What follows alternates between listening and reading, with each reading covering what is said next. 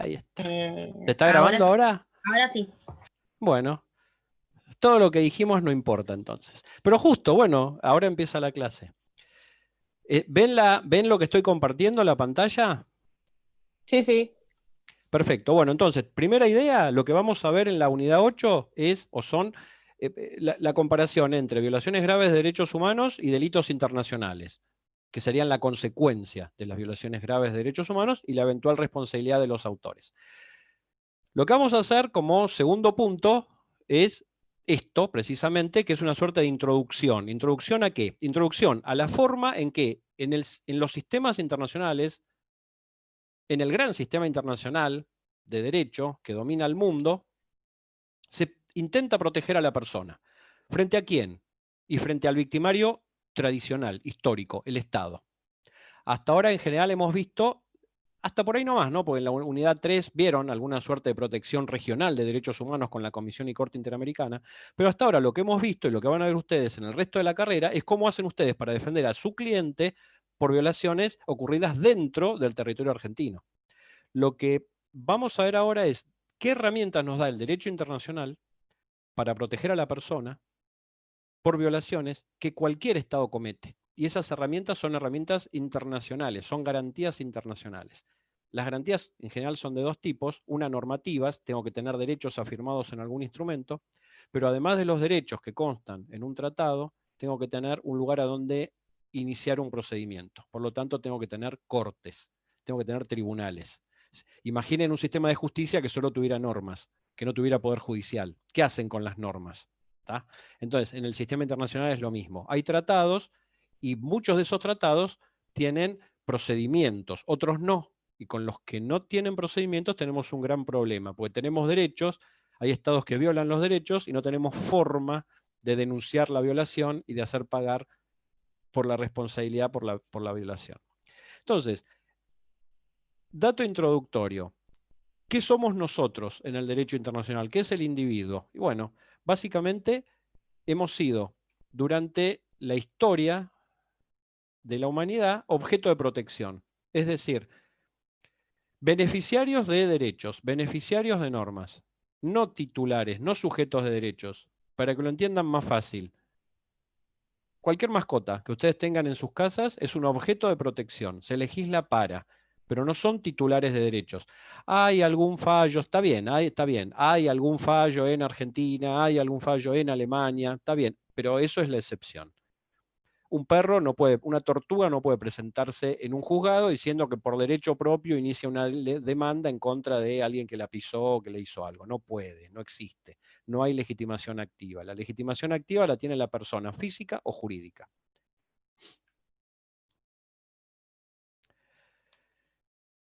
¿Qué hechos demostraron tradicionalmente que nosotros, la persona física, hemos sido objeto de protección por parte del derecho? Bueno, la protección diplomática, que es la forma en que un Estado reclama a otro Estado por la suerte, por el daño sufrido por sus nacionales.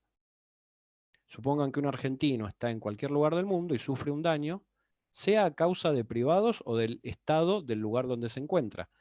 Bueno, Argentina, como es el país de su nacionalidad, puede realizar un reclamo diplomático e incluso judicial por los daños sufridos por su nacional.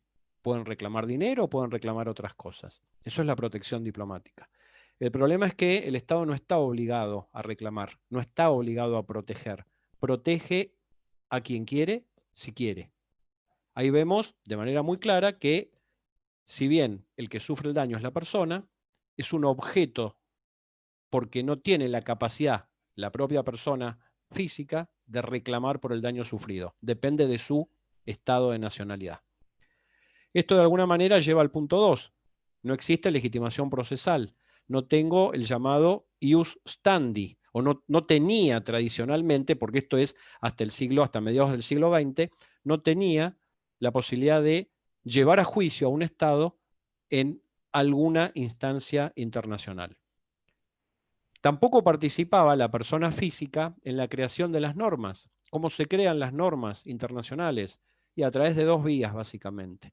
A través de la convención, los tratados internacionales, o a través de la costumbre. Y la costumbre que importa, casi hasta ahora, es la costumbre desarrollada, la serie de conductas repetitivas y que tienen la convicción de obligatoriedad, desarrollada por estados, la costumbre que los estados tienen en sus relaciones recíprocas, no la costumbre que desarrollan las personas físicas.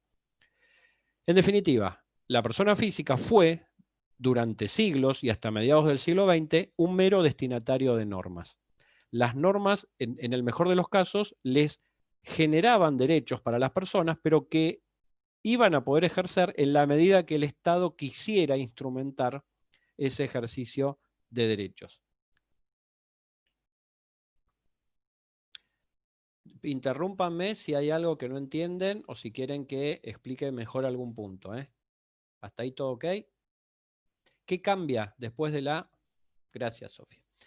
¿Qué cambia después de la Segunda Guerra Mundial? Bueno, comienzan a generarse en diferentes temáticas cuerpos de normas, estatutos, que empiezan a reconocerle capacidades a la persona eh, física. Perdón, ¿alguien está escribiendo en el chat? A ver. Ah, Josefina. A las No, yo 5 y había 2, dicho hace un a montón las 5 y 2 sos que no como estaba una grabándose. pionera, claro, de la grabación de las clases. Y pero me hubieras interrumpido, hubieras gritado, hecho algo. No, no quería. Pero bueno, no Y importa. Ya Valentín, mirá, Rocío me le enteré dijo. que Valentín se fue. Ay, ¿qué vino para dar el presente? A ver, eso ustedes lo entienden, ¿no? Que el que asiste solamente para dar el presente, como que abre la puerta, dice, hola, ¿qué tal? Y se va, no está presente. Es decir, eso se entiende, ¿no? Es algo que se entiende. Bueno. Y Diego Pardo. Bueno, listo, mejor no hubiera leído el chat que me amarga. Entonces, ¿qué es lo que cambia después de la segunda? No le pongas, Romina, presente, pues no estuvieron presentes. ¿Qué es lo que cambia después de la Segunda Guerra Mundial? Bueno, ciertas normas que avanzan capacidades, que reconocen capacidades a la persona humana, o sea, a nosotros. En el derecho laboral se crea, o ya estaba creada de antes, pero comienzan a generarse normas internacionales de derecho del trabajo. Fíjense, la OIT, Organización Internacional del Trabajo, es la primera organización internacional cuya regulación es tripartita. Es decir, intervienen tres centros de poder: los estados, las compañías multinacionales o representantes de los empleadores a nivel internacional y los representantes de trabajadores. Este es un enorme avance porque a nivel internacional los sindicatos van a tener esa capacidad negociadora y de creación de normas. Es el primer gran avance en el derecho laboral. Una Luego va pregunta, a doctor. haber... Sí, Mercedes. Los trabajadores y ¿quién más dijo que intervenía que no escuché, por favor? Los que intervienen en cualquier paritaria, como en el nivel local, es decir, los representantes de empleadores y representantes de sindicatos, de empleados. Y además los estados, obviamente, porque es una organización internacional. Bárbaro, gracias. No, de nada. En segundo lugar, la legitimación procesal. ¿Qué es esto? ¿Saben lo que es legitimación activa y legitimación pasiva? ¿Lo saben? Pregunto.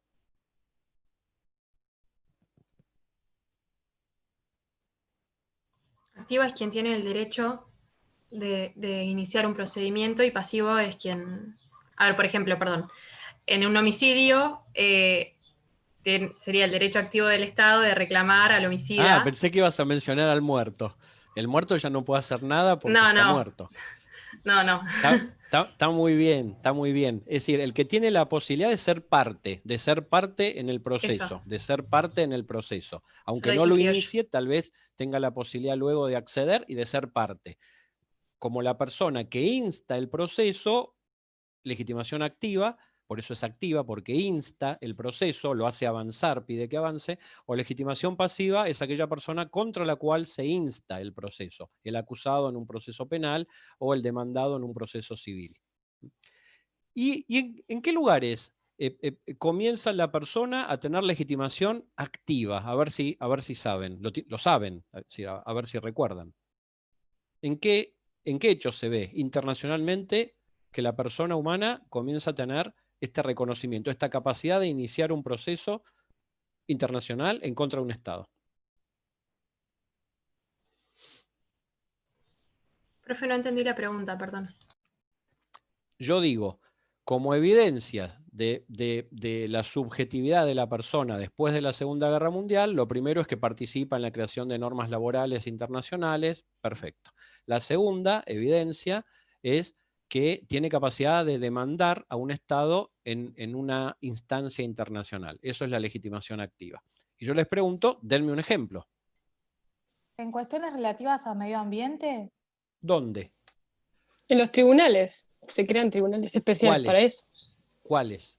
Y La tenemos Corte. la Corte Interamericana, la Corte Internacional de Justicia, la Corte Penal Muy bien. Internacional. Entonces tenemos, muy bien, ¿está? Entonces, fíjense, con la creación de los sistemas regionales de protección de derechos humanos en Europa, en América fue el primero formalmente, pero en Europa comenzó a funcionar mucho antes porque no tuvieron golpes de Estado y no tuvieron dictaduras. Entonces, con la creación de estos dos sistemas regionales, al que luego se va a sumar el sistema africano, se crean comisiones y se crean cortes que van a recibir denuncias y que finalmente van a emitir sentencias en contra de los estados. El ser humano puede denunciar desde su inicio, cada vez tiene más legitimación procesal, cada vez tiene mayor legitimación procesal, pero desde su inicio el ser humano podía ir y denunciar a un Estado y llevar adelante un proceso en contra de ese Estado. Esos son los ejemplos de legitimación procesal, década del 50 en Europa, década del 60 en Argentina. El tercer ejemplo es el derecho internacional humanitario. Los tres últimos son tres grandes estatutos que protegen, hoy podríamos sumarle un cuarto, son tres grandes estatutos que protegen a la persona frente a los estados a nivel internacional. Fíjense, durante todas las épocas, en las épocas de paz, es decir, lo que sería la normalidad de la vida de cualquier persona, rige el derecho internacional de los derechos humanos. Y después, en circunstancias excepcionales que violentan la paz, donde puede haber una amenaza o una agresión concreta, se aplican estatutos especiales, reglas especiales.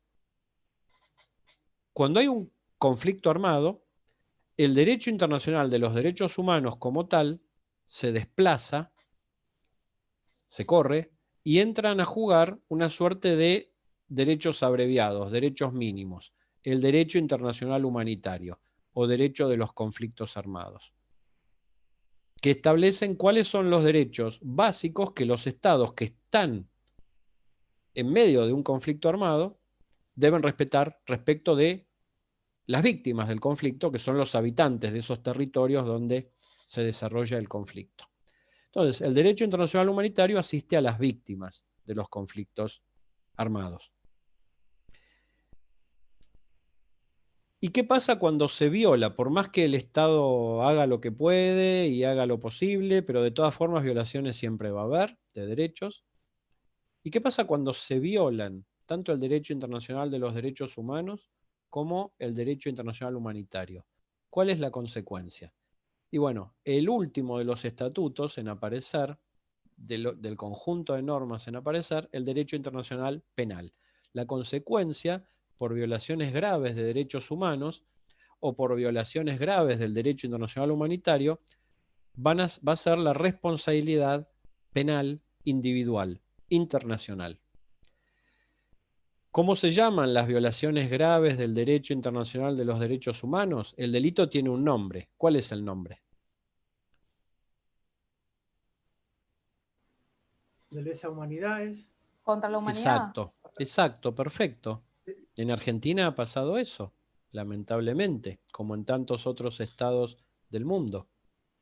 Y fíjense lo que dije antes.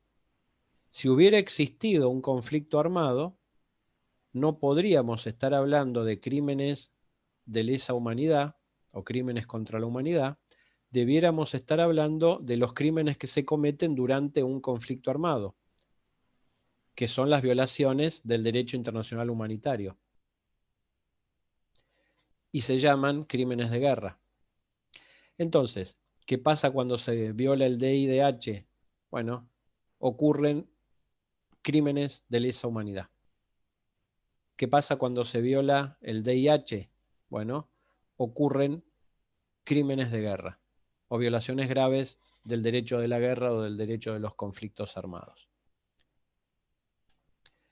Les dije que podíamos, hoy en día, en el siglo XXI, podríamos agregar una cuarta pata a estos estatutos, humanitario, derechos humanos y penal, que es, ya algunos lo consideran así, porque cada vez tiene más tratados, mayor normativa, mayor peso internacional, el derecho internacional de los refugiados y migrantes, que es un problema muy grave hoy a nivel mundial, que involucra a millones de víctimas en todo el mundo.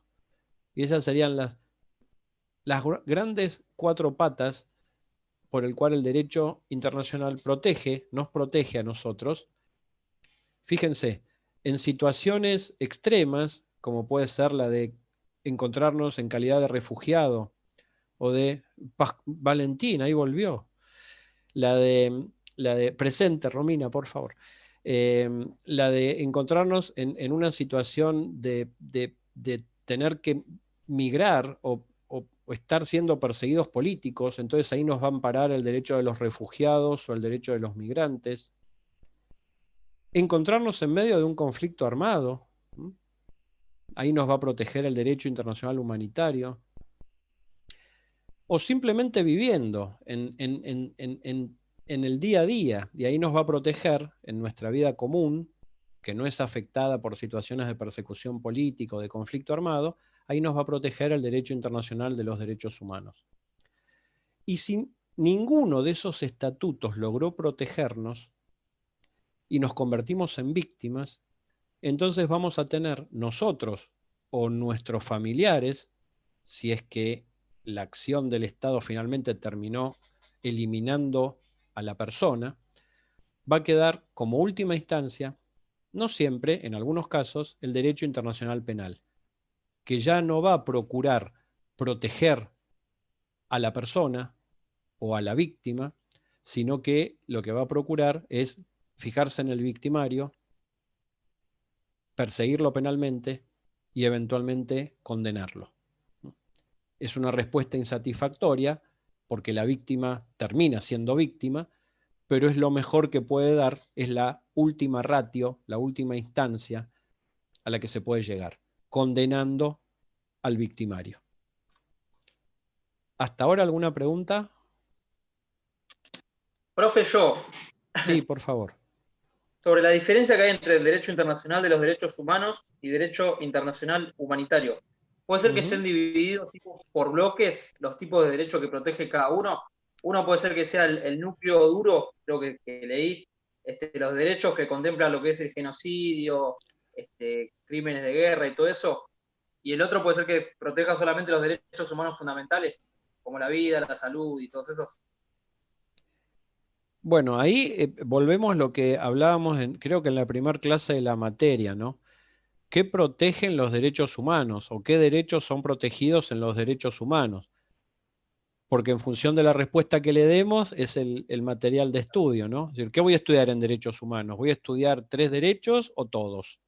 ¿Voy a estudiar los fundamentales, los más importantes, o cualquier derecho que existe?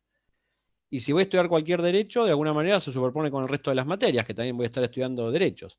A ver, la definición de 1950, la definición del 48 de la Declaración Universal, la concepción que había en la segunda posguerra de derechos humanos, cuando nace el concepto de derechos humanos como tal y la doctrina de derechos humanos, es separar a unos pocos derechos, los considerados fundamentales, más importantes, vida, libertad, dignidad, ni siquiera la prohibición de discriminación en ese momento. Vida, libertad, dignidad, integridad física, ni siquiera psíquica. Separarlos del resto y protegerlos especialmente, ponerlos en una cajita de cristal para que tengan una mayor protección. normativamente, bueno, reconocerlos en la Constitución, en tratados internacionales, esa era la idea. Entonces, esos eran los derechos humanos, y las violaciones a los derechos humanos no eran cualquiera, sino violaciones a ese núcleo duro, a ese grupo especial de derechos.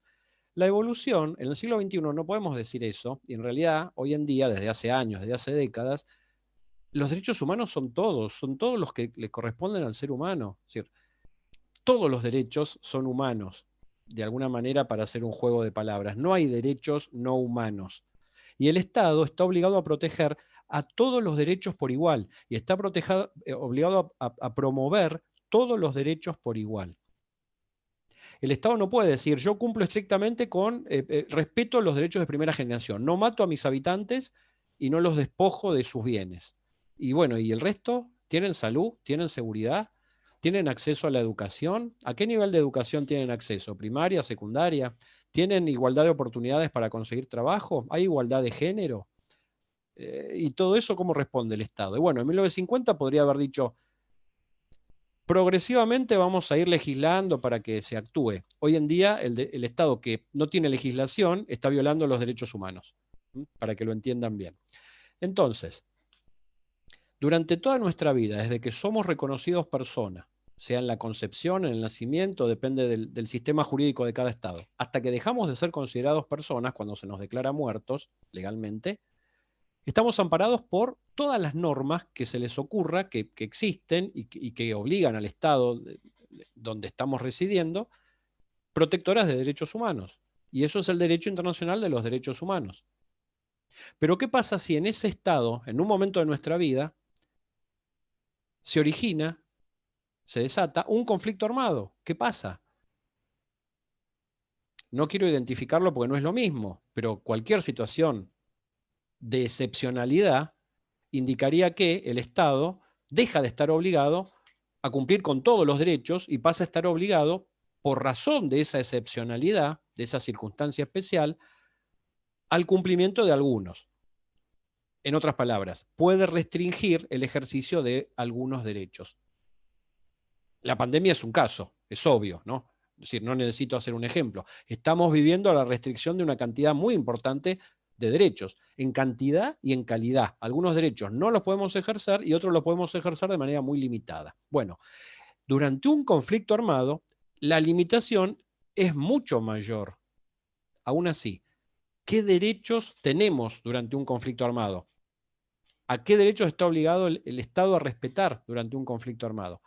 Y bueno, eso nos lo dice el derecho internacional humanitario en el artículo 3, que es común a todas las llamadas convenciones de Ginebra, que son una suerte de codificación del DIH. Y cuando leemos el artículo 3 común, volvemos a esa idea primera que les comenté del núcleo duro de derechos humanos.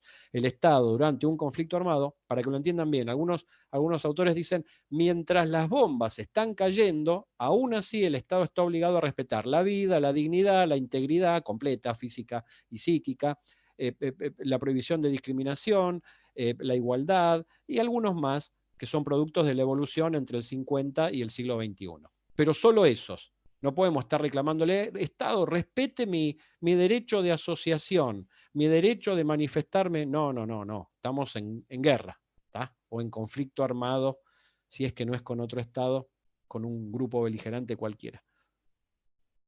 ¿Puedo hacer una pregunta, profesor? Sí, claro. Por ejemplo, ¿se vulneraron los derechos cuando el conflicto armado que tuvimos nosotros en las Malvinas?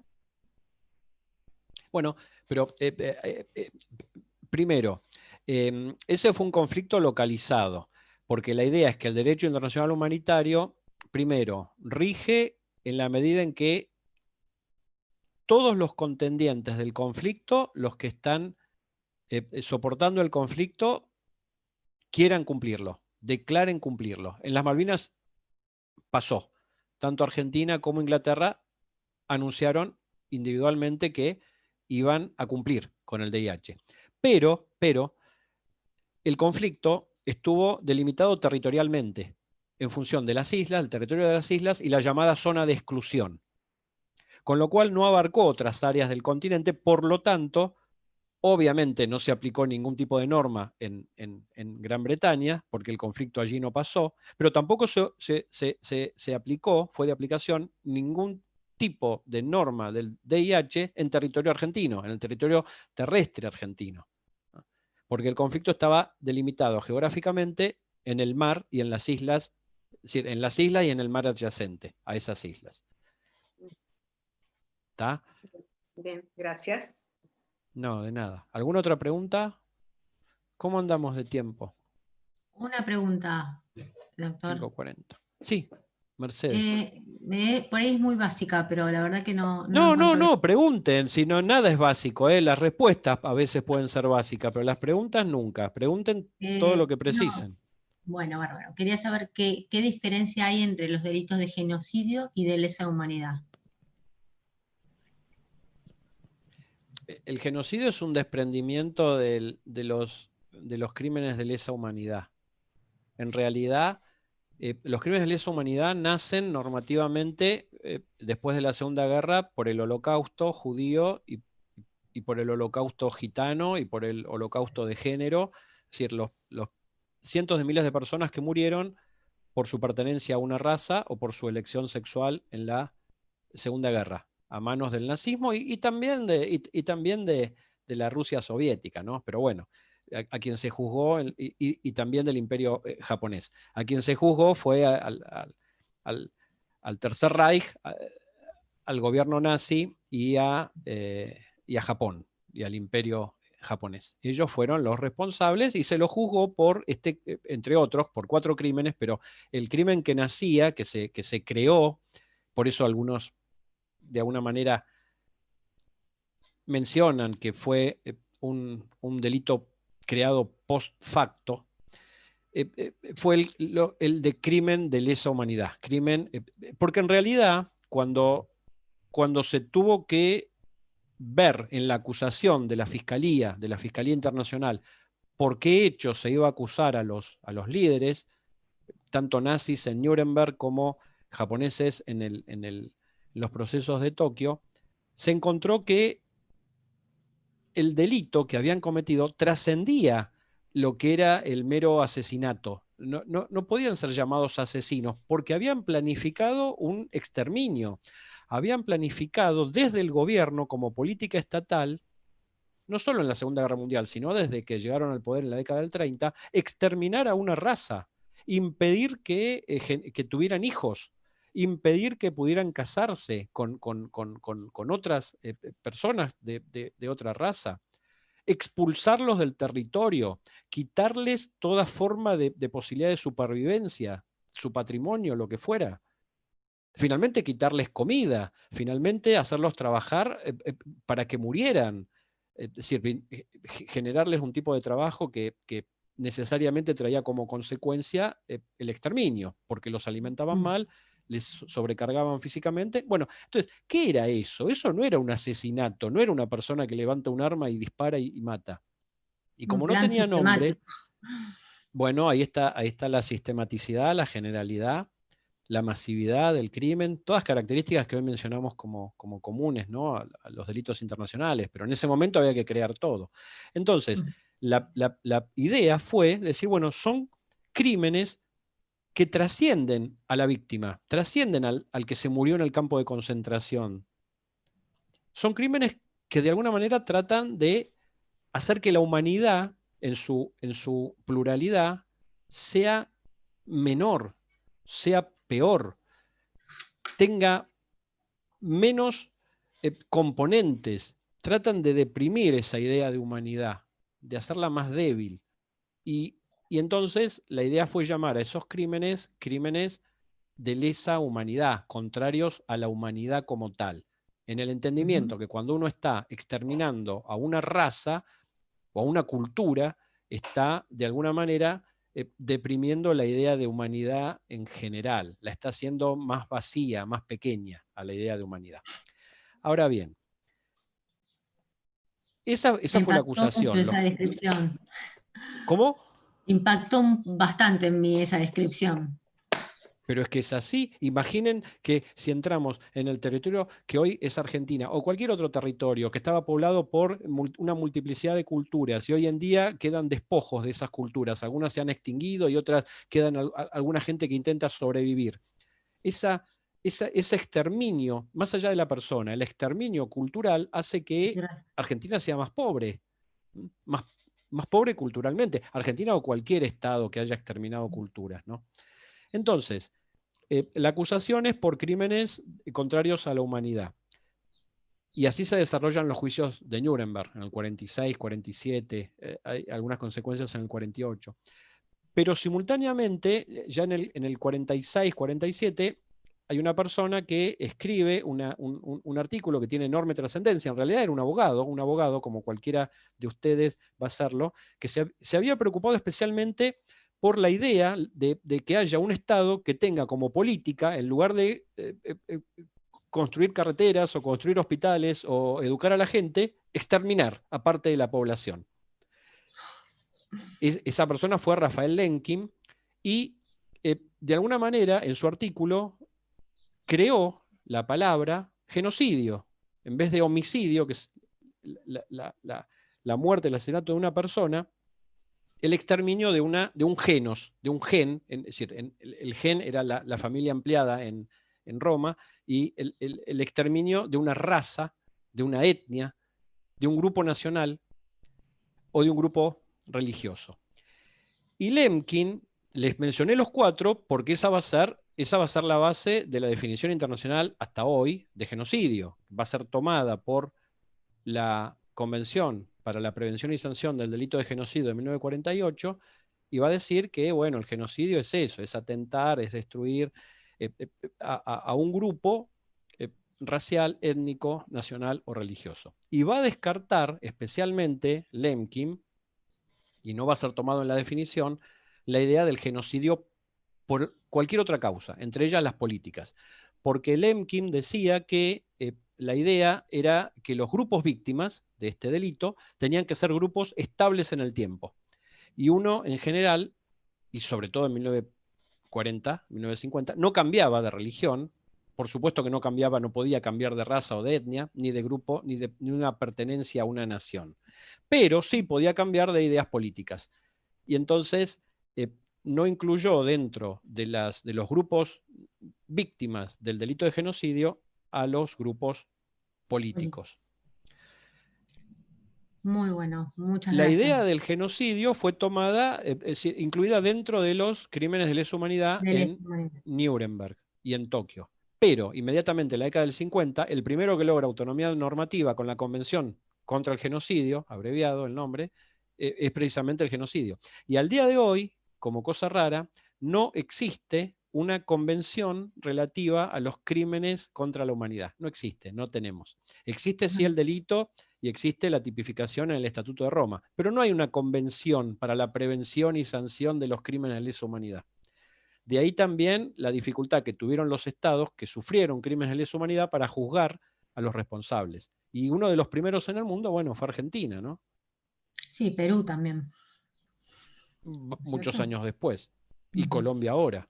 ¿tá? Pero Argentina en la década del 70. Camboya hace 10 años que empezó.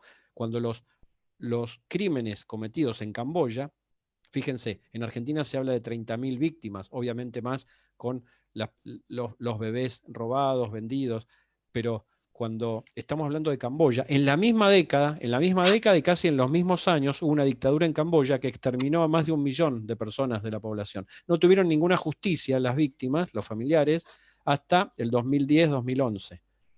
Y en Argentina, bueno, en la década del 80 comenzó el camino que todavía está inconcluso. Bien. Bien, muchas gracias, muy claro. No, de nada. Esto para que tengan una idea esquemática, no es demasiado importante, pero para que tengan una idea esquemática, ¿cuáles son las normas principales de cada uno de los pilares que mencionamos? Del DIH, Derecho Internacional Humanitario, recuerden, se aplica durante conflictos armados los 4 convenios de Ginebra. Son 4 porque cada uno se relaciona con una circunstancia especial. La guerra terrestre, la guerra marítima, los prisioneros de guerra o las personas civiles que habitan territorios ocupados por el enemigo. 4 convenios. En el DIH, que es lo que ustedes más conocen hasta ahora, porque más han oído hablar en la materia, podríamos decir que tomamos como fundamento a la llamada Carta Internacional de Derechos Humanos, que se componía de 3 instrumentos. La Declaración Universal que tienen ahí, más 2 instrumentos más muy importantes. ¿Cuáles son? A ver si los recuerdan. Son documentos generales que hablan de muchos derechos. Obviamente no van a ser convenciones específicas de la mujer, del niño. No, documentos generales. ¿Cuáles más? 2 más. Los pactos serán. Los Exacto, pactos. perfecto, Los pactos. perfecto. Muy bien, muy bien, muy bien. Eso es importantísimo, porque en cualquier caso que tengan, tienen que mencionar los pactos, porque aparte son parte de la Constitución Nacional, y aparte Argentina los ratificó y está obligada, y aparte han generado una enorme cantidad de jurisprudencia internacional y nacional relativa a primera generación, civiles y políticos, y segunda generación, económicos, sociales y culturales. Los 2 pactos de 1966. Y la tercera pata, que es sobre la que versa la unidad 8, y por eso toda esta introducción un poco larga, pero para que ustedes estén en tema, el derecho internacional penal, que nace con los llamados principios de Nuremberg, que se llaman principios porque de alguna manera son los que se derivan, son principios comunes que se derivan de las sentencias que se dictaron en Nuremberg en los juicios contra los jerarcas nazis. Vamos a avanzar al derecho internacional penal.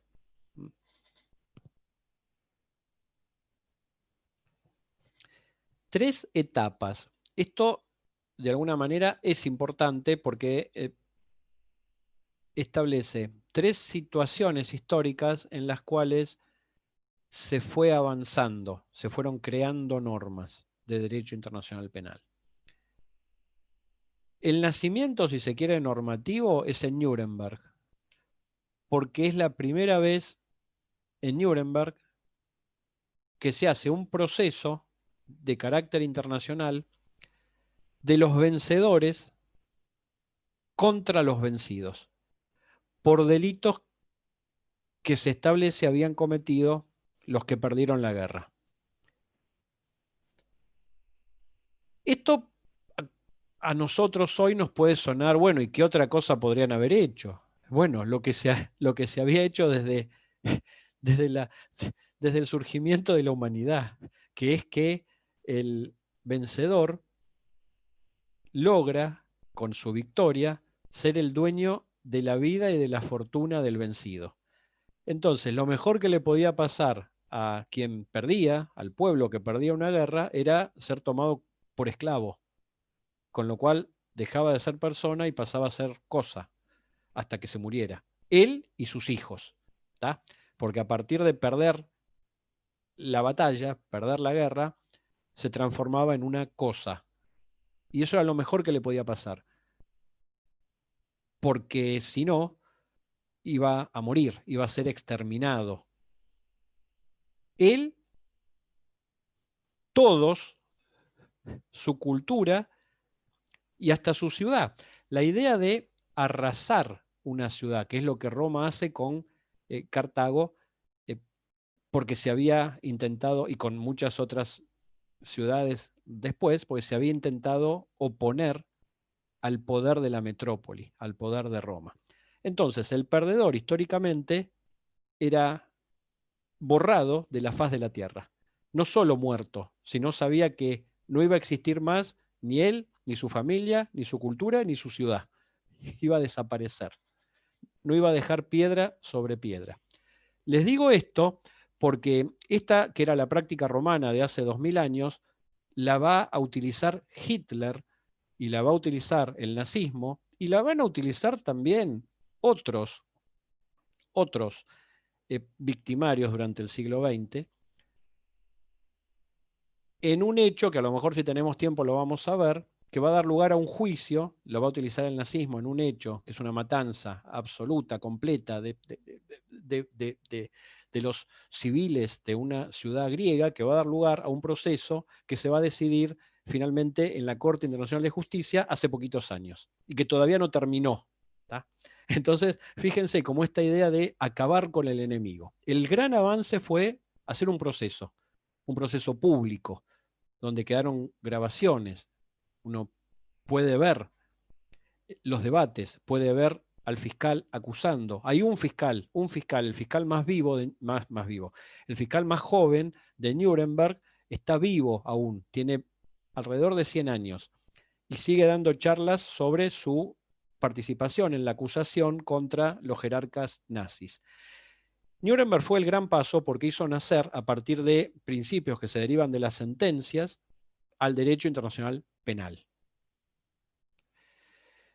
Pero luego de Nuremberg no se logró crear una corte penal, porque el primer escollo fue que las personas jurídicas, lo dijimos al principio, no tienen responsabilidad penal. Entonces había algunos que querían que respondieran penalmente, pero no sabían cómo, y otros querían que la responsabilidad solo estuviera en cabeza de los gobernantes. Pero, todos los estados violan derechos humanos y los que tenían que acordar una responsabilidad penal para los presidentes, primeros ministros, reyes, eran los propios gobernantes, con lo cual nadie quiso generar un documento obligatorio a nivel internacional que afirmara su eventual responsabilidad penal a futuro por actos que cometieran en contra de su población.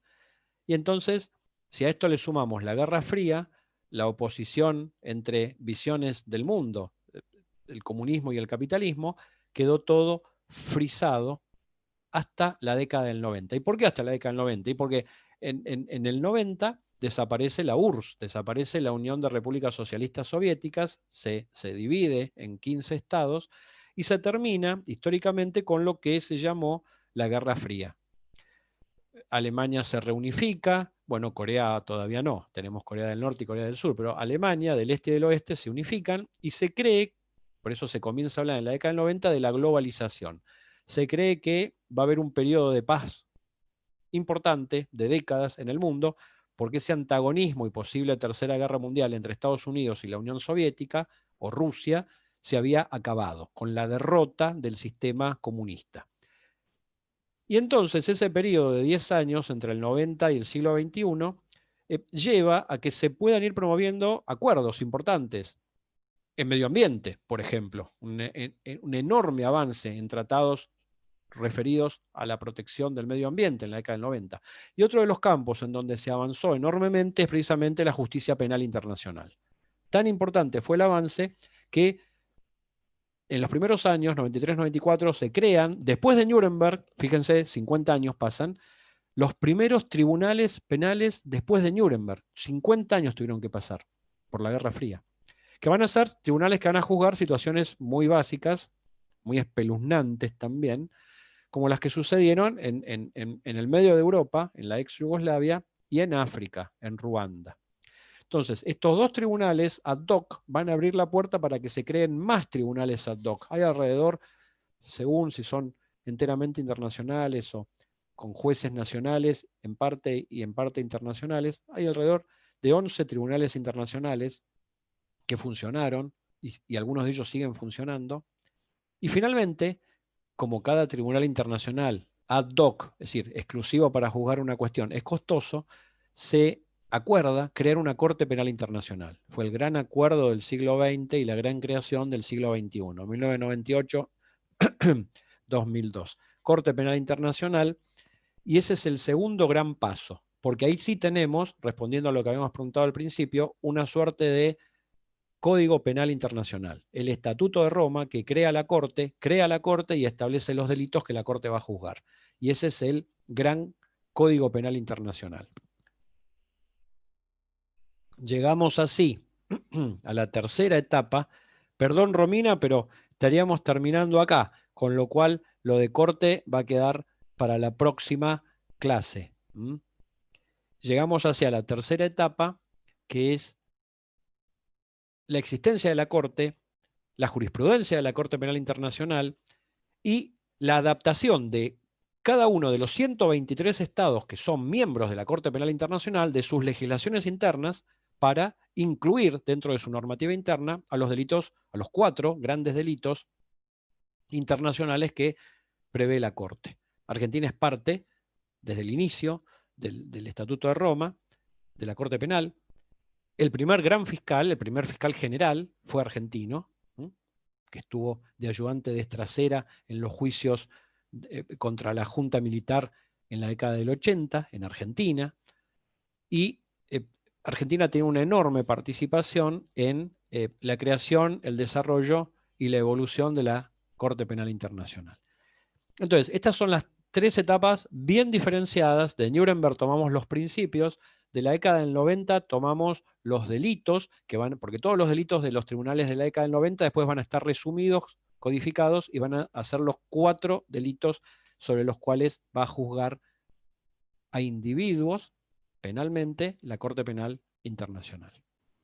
Profesor, Dicho esto, cerraríamos acá, obviamente habrá las preguntas que tengan, pero cerraríamos acá los temas y ya en la próxima veríamos algún caso, podemos ver Myanmar o cualquier otro caso donde se hayan cometido o se estén cometiendo crímenes y sobre todo la actividad de la Corte Penal Internacional. Preguntas. profesor, yo le quería hacer una pregunta. Sí, por favor. Con respecto que usted hace mención a la jurisdicción internacional y a la jurisdicción universal. Sí. Y nombra el caso de Israel.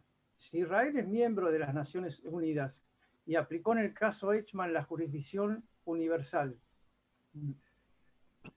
¿cómo es que pudo hacer eso y no respetar No, perdón, no.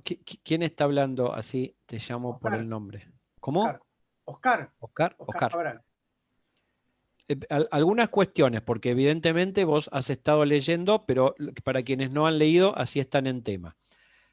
En general, cuando hablamos de Nuremberg, de los tribunales ad hoc o de la Corte Penal, estamos hablando de una jurisdicción, es decir, de un poder para juzgar y sancionar a los autores de crímenes, jurisdicción. Jurisdicción tiene múltiples acepciones, pero cuando decimos jurisdicción, estamos diciendo, en este caso, esto, el poder que tiene una persona o un tribunal para juzgar y sancionar a los autores de delitos internacionales. Estamos hablando de una jurisdicción internacional, porque la crean órganos internacionales. Los vencedores, los aliados en Nuremberg, el Consejo de Seguridad, los tribunales ad hoc, o la Conferencia de Estados Partes, que reunió a más de 100 Estados Partes, la Corte Penal Internacional. Por eso la jurisdicción es internacional.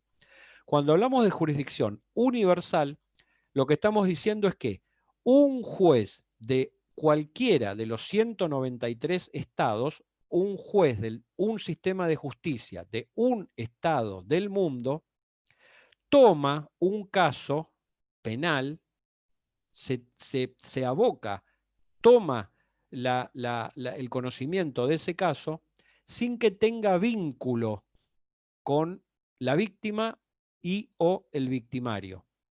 Imaginen un juez, ahora vamos al delito, pero imaginen un juez de Sudáfrica que pretende empezar a investigar un caso, un homicidio, que no se cometió en Sudáfrica, el homicidio se cometió en Londres, que no involucró a una víctima sudafricana, quien falleció era escocés, y que no involucra a un victimario sudafricano. El presunto responsable de ese asesinato del escocés en Londres es un pakistaní.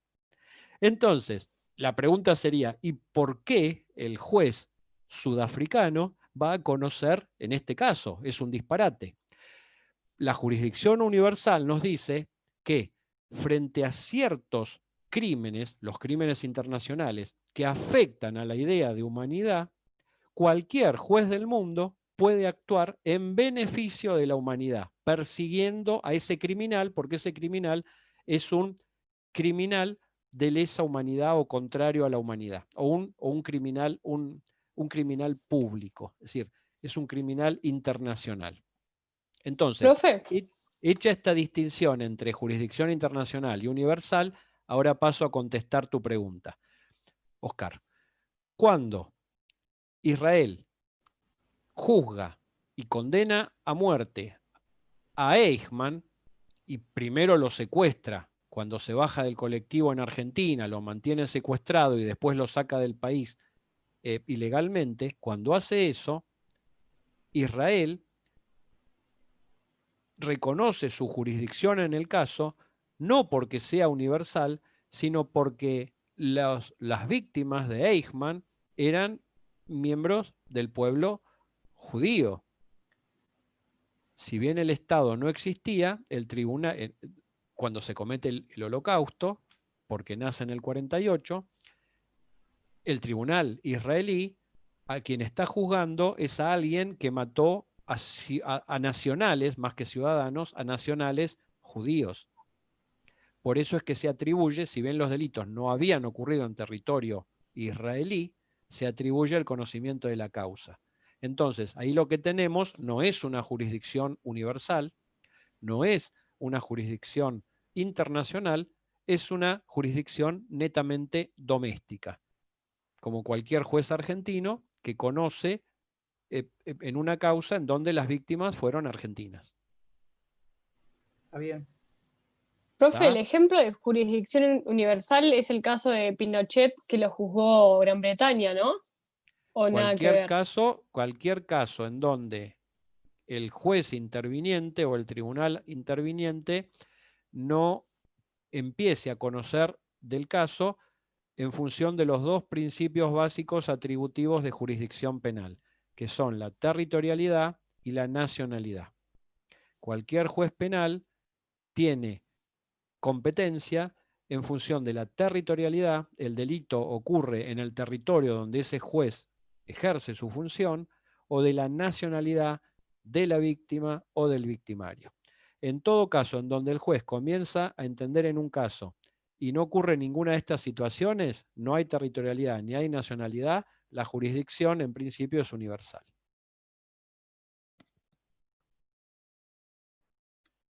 Pero ojo, porque en el caso Pinochet, si bien empieza como una suerte de proceso de invocación de la jurisdicción internacional porque se quería acusar a Pinochet de todos los crímenes cometidos durante la dictadura y bla, bla, bla, en realidad cuando finalmente se concede la extradición de Inglaterra a España para que lo juzgue Baltasar Garzón, se la concede estrictamente en función del principio de nacionalidad, por las víctimas que habían sido sometidas a tortura y que habían sido desaparecidas, españolas.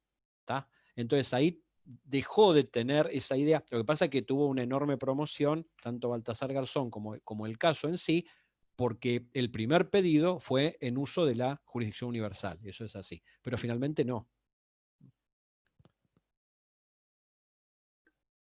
¿Alguna otra pregunta? ¿O tienen que salir? ¿Qué hora es? Porque tienen todos los días materias, ¿no? Tienen que irse corriendo a otra. Ya terminamos. A ver.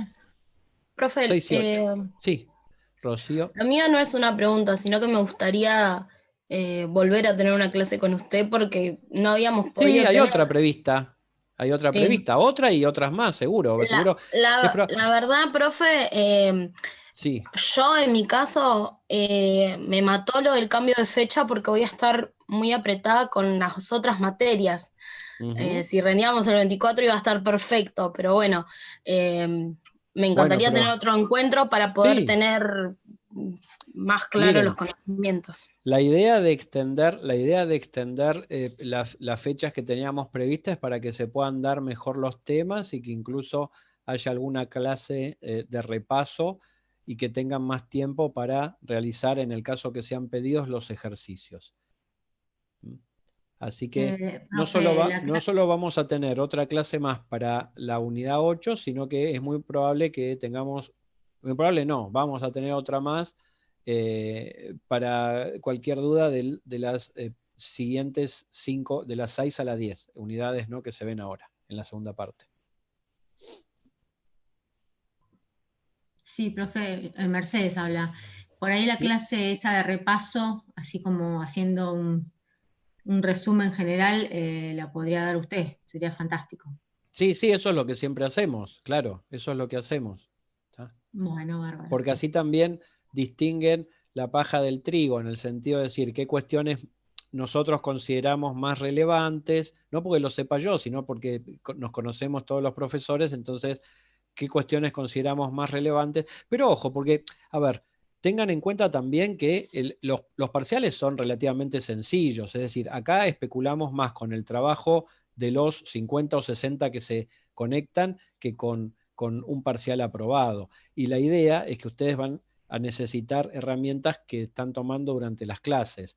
Nadie va a poder ejercer la abogacía con un multiple choice de 20 preguntas bien contestadas, porque a lo mejor las aprobó por suerte. Entonces, la idea es que ustedes vayan teniendo todos estos elementos para que les sirvan en otras materias y en el ejercicio de la profesión. O sea, trascendemos la idea del multiple choice, ¿no? Porque es muy simple. A mí particularmente esta clase me resirvió. A mí me pasó que ya había realizado el trabajo. Los primeros días de octubre lo hice, pero perfecto. ahora lo mandé y después de esto veo que tengo que reformular muchas cosas. Revisalo, sí, pero Lo hice de desde mi nuevo. conocimiento previo por ahí y de poca lectura y bueno, avancé, No, digamos, en el pero está conocimiento. bien, porque, a ver, la clase, la idea de la clase es que sirva para eso, es decir, ustedes entran en una habitación a oscuras, absolutamente, que es hacer un trabajo práctico sin conocer el tema. Y entonces la idea de la clase es que les alumbren dónde está la silla, dónde están los cubiertos, para que puedan comer algo. Porque si no es como que no sé para dónde disparar. Pero está bien que lo hayas hecho porque por lo menos te ilustra un poco a ver qué es blanco, qué es negro y te da idea de los lugares, ¿no? Sí, Sí, incluso lo había subido y mientras estaba escuchando la clase lo eliminé Bueno, porque está digo, no, bien. tengo que corregir algunas cosas que me faltó agregar Bueno, más que nada. está bien, está bien. Súbanlo, elimínenlo, complétenlo. La idea es que les sirva a ustedes, ¿está? Así que, bueno, si no hay otra pregunta, Profe, yo tengo una pregunta sobre si después podría decirnos a aquellos que rendimos daños la fecha del parcial, por una cuestión de organización nomás. bueno, Sofía, que es tan previsora, me va a proponer una fecha. Organizada. Muy bien, yo también, Josefina yo también. segundea a Sofía. Yo también. Sofía, que es tan previsora, nos va a conversar con el resto de las 5 o 6 personas cuyos nombres me mandó y me va a proponer una fecha y yo la voy a aceptar. Bueno, ¿Tá? ok. Porque si no, yo tengo que estar preguntándole a cada uno, esperar que me responda. Más fácil así, vamos a dejar de grabar, así no queda rastro de lo que estoy diciendo, pero es verdad. Entonces, Sofía, me envías la fecha, ¿está? Bueno, voy a armar un grupo entonces. Ojo, con las certificaciones de que están rindiendo, ¿no? Yo entiendo que todos actúan de buena fe y están rindiendo ese día. Si alguien más, aparte de la gente de daños, tiene que rendir otra materia el sábado 12, se pone en contacto y combinamos otra fecha, ¿no? Pero que sea verdad. Profesor, ¿le puedo hacer una pregunta? Sí, por favor. Más que una pregunta es una petición. Si ni bien sepan más o menos el horario del parcial, lo podría comunicar, porque yo debería ver si tengo que pedir el día en el trabajo o no. Bueno, pero eso estábamos diciendo al principio. A mí me da absolutamente igual tomar a las 7 de la mañana como a las 10 de la noche. Yo entiendo que el sábado hay gente que trabaja y entonces se le puede complicar que sea a las 10 de la mañana, lo que sería un horario normal de clase. Entonces, si quieren, ya lo establecemos, no sé, lo pongo 8 de la noche y punto, porque uno me va a decir, yo el sábado quiero ir a la playa y a lo mejor está lindo y quiere ir a la playa. Entonces, No, profe, que 8 tengamos más tiempo para estudiar, porque no, tengo 48 horas entre parcial y parcial, así que cuando más tiempo tengamos, mejor. Rocío, perdona que yo no minimizo tu problema ni tu preocupación. Comento dos cosas. Una que no te va a interesar mucho, que es que cuando yo cursaba, tuve días en donde rendí a la misma hora 3 parciales. Salía de uno corriendo y iba al otro. Pero bueno, eso va a decir, bueno, pero usted es muy grande, no me interesa, ahora tenemos más derechos. Perfecto. Pero te voy a decir que el día de mañana vas a tener que hacer frente a, ojalá, a 3 demandas, 3 contestaciones de demanda el mismo día. Y no le vas a decir al cliente, mire, váyase con otro porque yo no puedo hacer. Entonces, de alguna manera te sirve para la práctica. 48 horas es más que suficiente si has estado estudiando y lo haces, porque yo te veo que estás siempre presente y estás en las clases y sabes los temas. Así que, fuerza. Pero bueno, Rocío, para Gracias, que no se profe. vayas con las manos vacías, a las 8 de la noche, ¿te gusta? Lo planteamos a las 8 de la noche. Yaru, ¿es tu nombre, Yaru? Yara, ¿Te, sí. te Yo queda salgo a las bien? 9, pero a A lo las sumo, bueno, 9. pediré salir 2 horas antes, hablaré con mi jefe. Entiendan siempre que la gente que rinde tiene 8 días para rendir, pero bueno, yo también veo que la realidad a veces es diferente. Eso no existe en la realidad, doctor. Bueno, no digamos que no existe porque estamos estudiando Derecho, digo, algo tenemos que hacer valer, pero entiendo que sí, la gente que trabaja sin registro y muchas veces la que trabaja con empleo registrado tampoco tiene esa posibilidad. Pero a 8:30 les queda bien, ¿está? A las 9, no sé, díganme. Si no, después pregunto. Les queda bien a las 9 y punto. ¿Está? Lo dejamos a las 9 de la noche el 12. A mí me da igual porque es nada más reformar cuando uno sube un horario. Listo, como nadie expresa un sí ni un no, lo dejamos a las 9. Profe, le hago una consulta. Rocío, a las Va 9 a ser como el otro parcial, ¿no? Que vamos a poder subir, bajar, para ir analizando cada pregunta, si tenemos una duda. Solo si se comprometen a no hacer grupos de Telegram para pasarse la respuesta correcta una vez que ya contestaron. Si se comprometen a eso, con todo gusto. Es Telegram. Ah, muy bien. Bueno, acá tenemos una persona que nunca lo hizo. Felicitaciones. El resto, lamentablemente, Iba a debe estar preguntar, en pero los no grupos de sabía si iba a Telegram. quedar mal. Yo no tengo ni idea. Entiendan. menos. Bueno, yo sí tengo idea, A mi porque edad siempre hay que. Tengo mis espías. no tengo ni idea. El estudio es para ustedes, ¿está? Yo no me preocupo demasiado en eso, el estudio es para ustedes, no para mí. Así que el que se copia, bueno, es triste, ¿no? Y espero que nadie lo haga. Muy bien, ¿hay alguna pregunta? ¿Alguna duda? Hola, profe. Una Micaela. pregunta. Sí. En el artículo dice que Gambia presenta la acusación en la Corte Ese es un caso Internacional de súper Justicia. actual, sí, claro, contra Myanmar, sí. Y después leo noticias y dicen que se presenta en la Corte Penal Internacional. Claro, No me había claro. quedado claro cuál sería la diferencia, o sea, qué casos pasa de la Corte Internacional de Justicia a la Corte Penal Internacional. Bueno, lo que importa acá es la Corte. A ver, en la Corte Internacional de Justicia, un Estado puede demandar a otro por cualquier tipo de violaciones de normas internacionales, entre ellas las referidas a derechos humanos. No es usual que un Estado demande a otro por violar derechos humanos. Prácticamente no hay casos en la Corte Internacional de Justicia. La responsabilidad ahí va a ser del Estado y nunca va a ser penal, va a ser civil. Sí. Tendrá que, la condena lo instará a modificar su legislación, a pagar una indemnización, a pedir disculpas, nada más. En la Corte Penal Internacional no se juzga a estados, sino que se juzga a individuos, con lo cual el Estado que demanda a Myanmar probablemente lo demande para que la Corte Internacional de Justicia determine si ha cometido genocidio contra el pueblo rohingya y a partir de ahí le ordene que deje. De hecho, hay una sentencia interlocutoria, es decir, provisional, que dice que ordene que suspenda ciertas actividades que está haciendo de desplazamiento de la población, eso por un lado. Pero ante la Corte Internacional Penal, lo que se pide es la responsabilidad, eventualmente el pedido de detención, de captura y de proceso de los líderes, del presidente para abajo, de todos, de Myanmar. Por eso son dos responsabilidades, una civil, otra penal. Buenísimo. Muchas gracias, profesor. ¿Ah? No, de nada. ¿Alguna otra pregunta que tengan? ¿A la 1? ¿A las 2? Bueno, buen fin de semana. Ahora parece que va a estar lindo, así que lo pueden dedicar a estudiar, por supuesto. Gracias. No salgan con el barbijo. Listo, gracias. Nos vemos. Con el Romina, libro. muchas Hasta luego, gracias. Muchas gracias por acompañarme, Romina. Bueno, en la próxima. Chao, gracias. Muchas Hasta gracias, luego. profe. Al contrario, Buen fin de- Fabio. El lunes Buen nos fin de vemos. semana a Después les todos. paso, bárbaro, les paso el link para el Listo. lunes. ¿Mm? Listo, hasta luego.